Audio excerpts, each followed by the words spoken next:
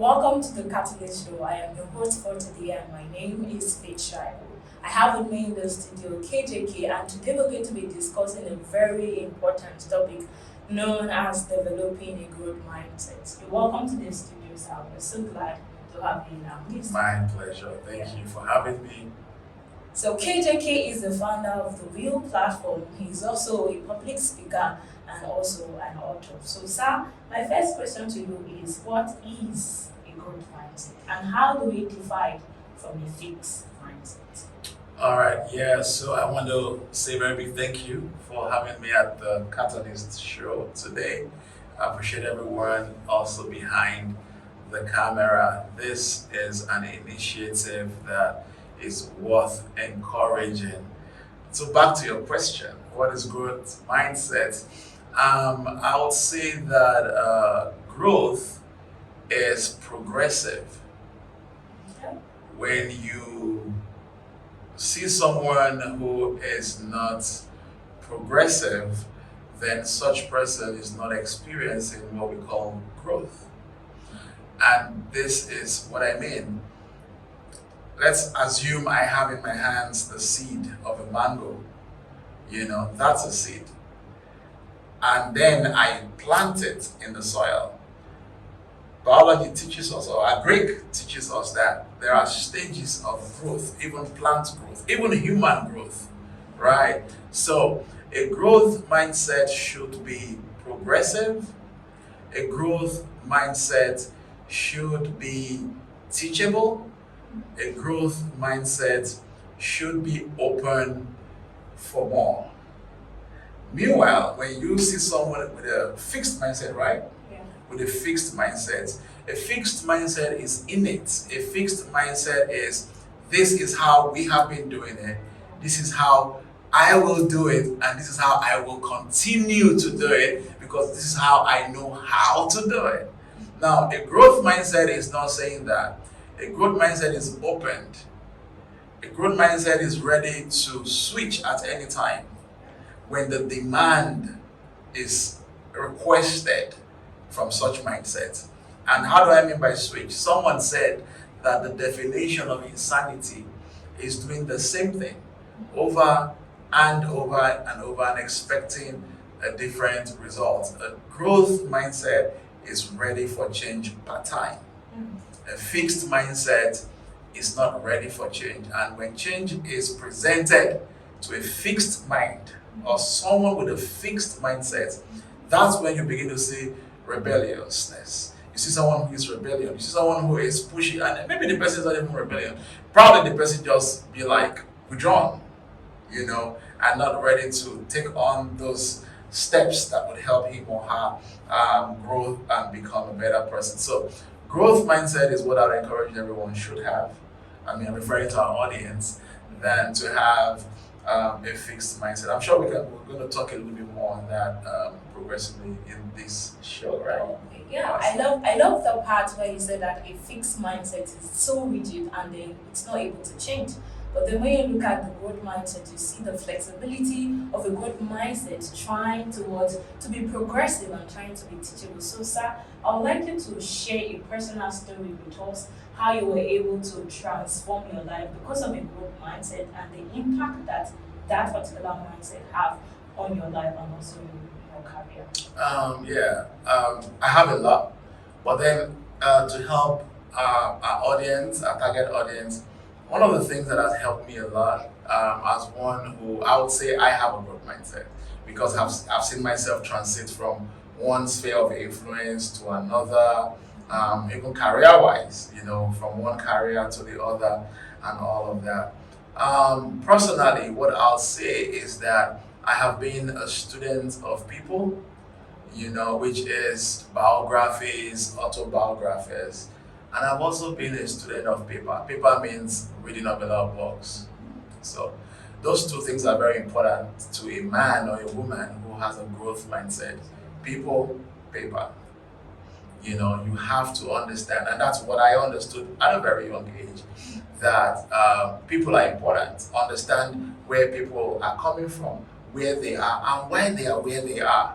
So when I ask myself, and I'm sure we're going to talk about that, when I begin to ask myself such questions as to what did he do, what did she do to be where I want to be, right? I would always say that if you eat what giants eat, one day you will also be a giant. If you eat what giants eat, one day. Yeah, one day you'll be a giant. And for those, the Japa syndrome and all of that, I tell people, a lizard in Nigeria cannot be a crocodile in America.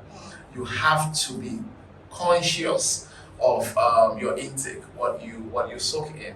So for me, I call them the ear gates. I mean the gates to our lives. The ear gates, the mouth gates, and the sight gates. So what are you hearing? Consistently, as a man or a woman who wants to grow, who has a growth mindset, your gates have to be perpetually opened to new informations. Because as we are talking now, the information that you digested last week will become obsolete. The way informations are coming consistently every time. And if you are going to have a good mindset, or if you have a good mindset, you will be someone who is open to knowledge. And knowledge simply means know an edge. What you know gives you an edge in life, right? So, and when we're talking about edge in life, we're also talking about growth. Kind of. I have been in the business analyst sphere as a project management professional for a while, and as a senior business analyst. And there is what we call the agile methodology in business analysis. And agile methodology simply means that whatever we are trying to develop is progressive. And we have them in what we call sprints. So I look at that, even though it's professional, I look at that even in life, that life is in phases and men are in sizes.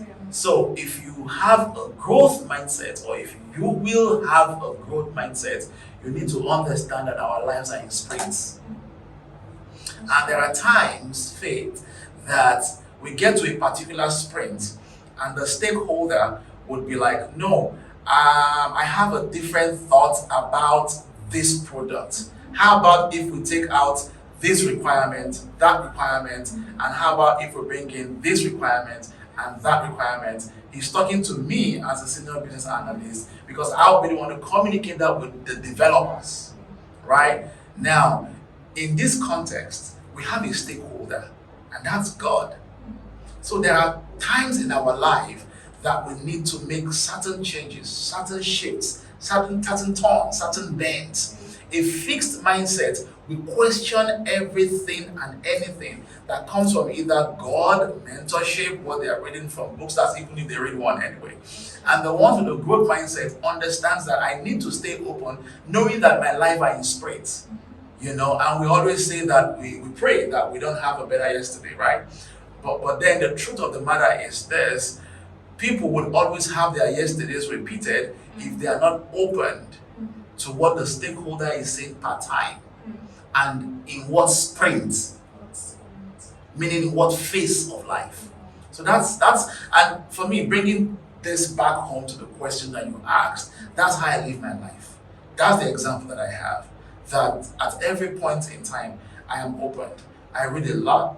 I am being well mentored, and I am open to divine instructions per time. Very conscious of it. Did I answer your question? Yes, you did. Awesome, I like that. We have seen you over the years, done an incredible job with the Real platform. So I want to ask this question now. You also said something that you're a man of the people and the paper. How can leader foster a growth mindset among their team and also in their organization, and what benefit does that have in that particular organization and also to the employers? All right, so it's difficult to touch the hearts of your employers or the hearts of your followers. And I'm very careful with my choice of words. Employer being paid, followers, volunteers. So, and then we have people who are both of them. So you cannot touch the heart of a person or a group of people if you have not first of all touched their heart. You cannot touch my heart if you have not touched or understand what I am going through, my feelings, my hand. So I tell people that I talk to leaders and I tell them that walk the path of your followers first. With that, you will be able to understand as a group or as a team how to experience growth. 20 years, like you said, we've been running this organization. Of course, I was telling Mama Joy that a few days ago via chat that, of course, the story of this organization will not be complete without someone like her. And the reason why it will not be complete is because she is one of my core leadership model. Interestingly, why is because we're not in a lot of countries, we're in a lot of continents of the world today, but we started in a very small town that probably is not on the map, Babalada, even the way it sounds, right? But then because we were people with growth mindset, we worked together. I was not the boss. I was more, leadership is service, leadership is servanthood, right? So as a leader, if you're going to experience growth in your organization, in your institution, or your team, your business, whatever it is, where you have people, you have to first be able to do. So the question is, can I do all of these things that I'm asking people to do? Yes, I can do it. But will I do it? Maybe no, because they will do it. But then when they are not doing it, I am able to show them how to do it. So leaders are pathfinders. They are trailblazers. Leaders are people who feel what they feel. So I need to feel what you feel to be able to. So it's basically what we call, emotional intelligence, kind of. I think all these things come with the growth mindset, right? So I'll say for me as a leader, I encourage, like, everyone who I've been privileged to provide mentorship for, they're also soaked into studies. They're knowledge driven, information driven. They want to read, they want to know everything about all that they do. Because see, Faith, growth comes with a lot of pain. Organizational growth, personal growth, it comes with a lot of sacrifice. And if you really want to wear the cap of a leader, you have to be able to go through these processes to be able to call you one leader. I hope, I moved around a lot of things.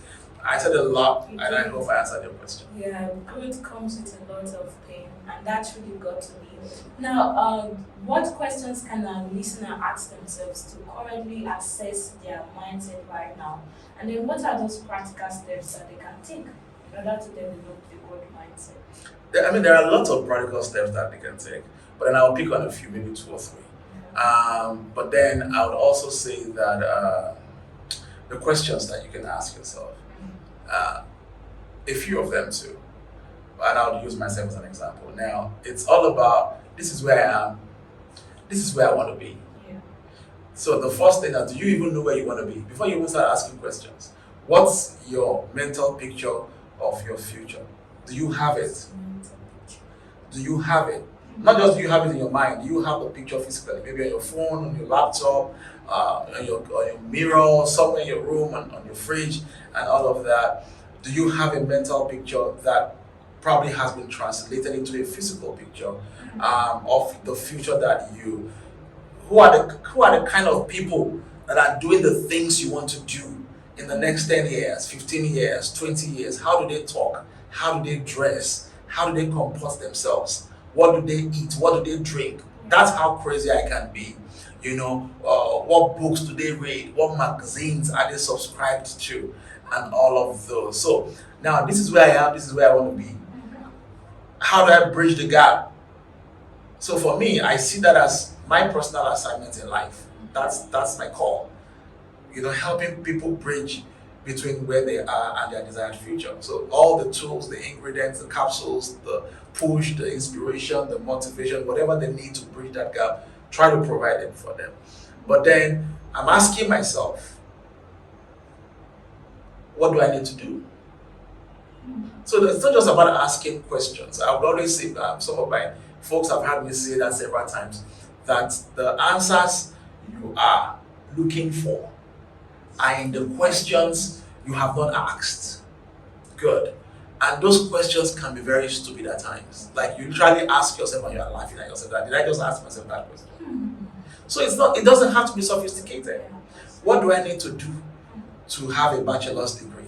What do I need to do to have a PhD? It's very simple, you understand? Yeah. I'm going for an event. What do I need to do to stand out in this event?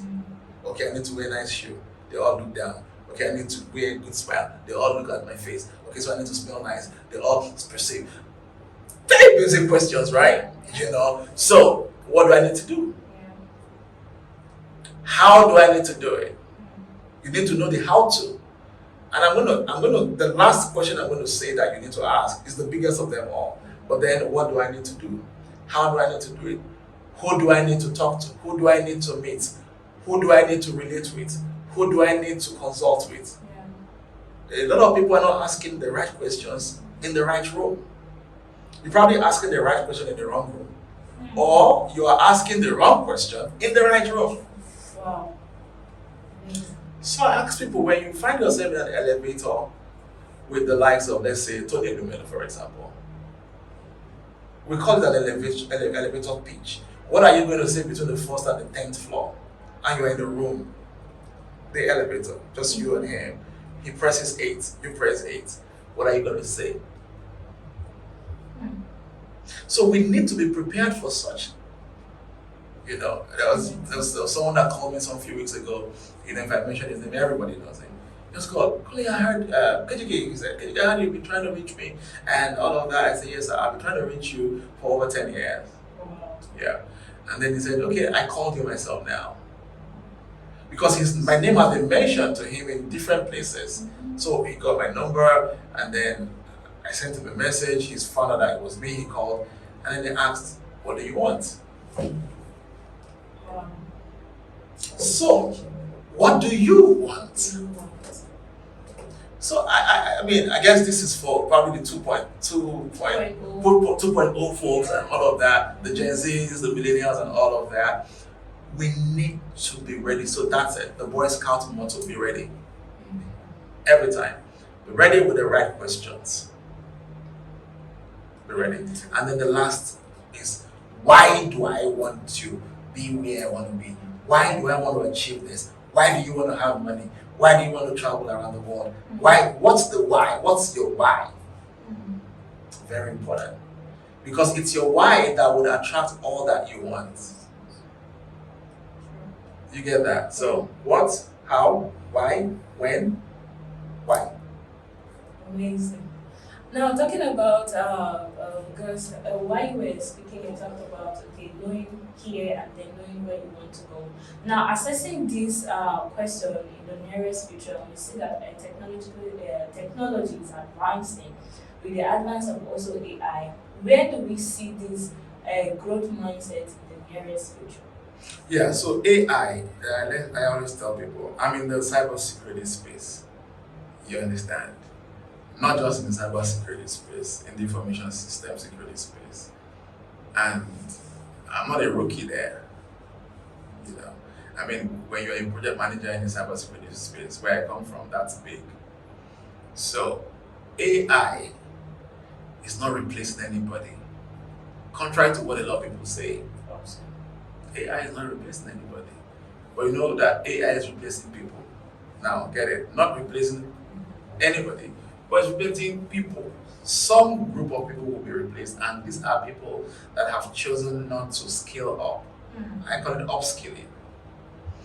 Because it is still a human being that we ask the AI questions. That's true. It is still the human beings that would ask the robots and whatever, all of those things questions. Now, do you have the capacity to do that?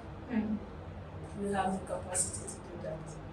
Because everything comes down to capacity at the end of the day. You're using AI, you're using, let's say, Chat GPT, for example. You're using Chat GPT, like I would use Chat GPT. You'll be shocked at what I use Chat GPT for. You can't be asking Chat GPT the same question and help me write an essay and then you write the topic of the essay, let the essay have blah blah blah. ChatGPT has gone past that level. Yeah, that's true.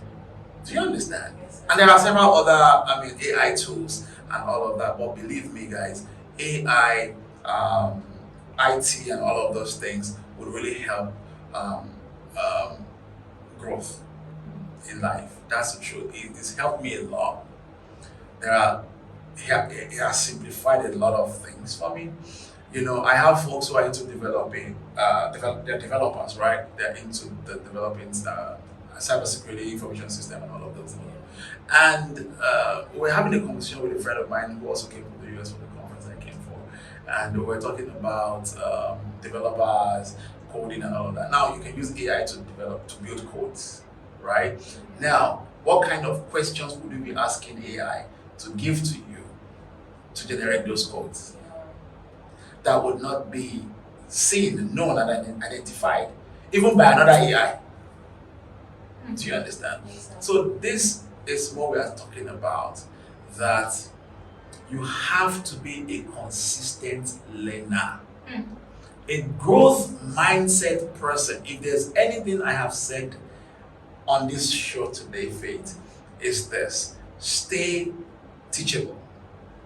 Stay teachable. Learn, unlearn, relearn, learn again. Keep learning.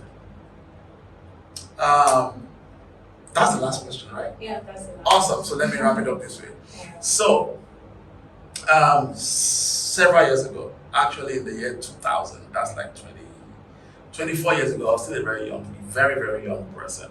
And I do a lot of reading, a lot of, clip cutting and clip cuts from magazines and all of that. Mike Murdoch, said something about the fact that if you want to be an expert in whatever sphere of influence, whatever field you find yourself, let the books you have read about that be equivalent to your age per time.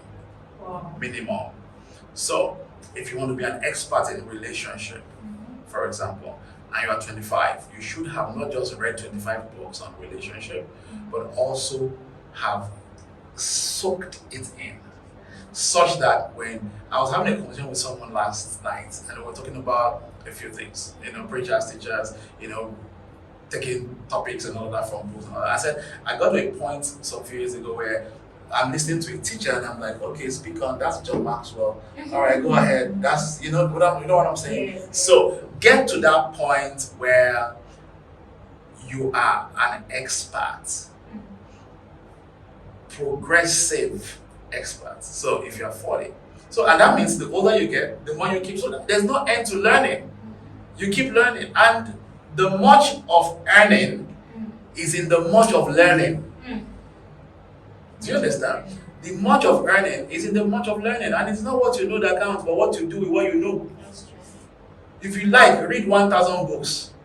If you're not putting into action the things you are reading from those books, like they say here, OYO, you're on your own. Meanwhile, someone picks on 2-3 books, and he or she picks on those books, reads them, gets action items from those books, and begin to implement them immediately. That person will find light faster than you.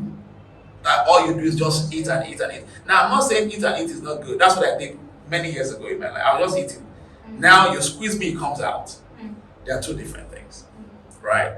So, learn to earn to learn, keep it up like that, progressively, consistently. That's how growth mindset folks live their lives. Yeah. Thank you. Oh, it's so amazing. I wish that this episode is not going to come to an end. But right now, our time is against us, and then we are so thankful for having KJK in the Thank house. you. So much. It's been a time of learning, unlearning, and relearning. And he said something very important: a good mindset. He stressed the word, you must be a person of learning. We have come to the end of the show today, and then we thank you, our listeners, for staying with us. Don't forget to share, subscribe, and also like our video, and then watch out for the next one. You will be seeing more of KJK podcast. God bless you. Thank you so much. Have a good one. Thank you.